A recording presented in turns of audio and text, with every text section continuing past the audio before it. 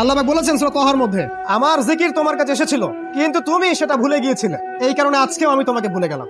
ওয়ামান আ'রাদা আন যিকরি ফাইন্না লাহু মাঈশাতান দানকা ওয়া নাহশুরুহু ইয়াওমাল কিয়ামাতি আ'মা।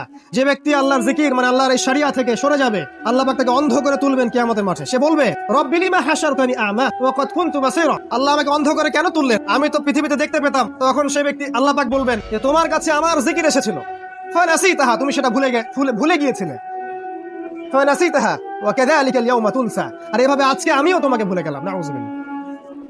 এভাবে আপনি দুনিয়ার জন্য বাঁচতে পারেন অথবা আপনি পরকালের জন্য বাঁচতে পারেন। যদি আপনি পরকালের জন্য বাঁচেন, আল্লাহর জন্য বাঁচেন, তাহলে আপনার স্লোগানটা হবে এমন, ইন্নাস সালাতি ওয়া নুসুকি ওয়া মাহইয়ায়া ওয়া মামাতি লিল্লাহি রাব্বিল আলামিন। আল্লাহ, আমার সালাত, আমার সিয়াম বা আমার কুরবানি, আমার সালাত, আমার কুরবানি, আমার ত্যাগ, আমার জীবন, আমার মৃত্যু সবকিছু লিল্লাহি রাব্বিল আলামিন, জগৎ সমূহের প্রতিপালক আল্লাহর জন্য। যদি আমরা আল্লাহর জন্য বাঁচতে চাই তাহলে আল্লাহ এবং তার রাসূলের সমস্ত বিধান মেনে চলতে হবে, দ্যাটস অল। এবং জীবনের উদ্দেশ্য ফিক্স করতে হবে।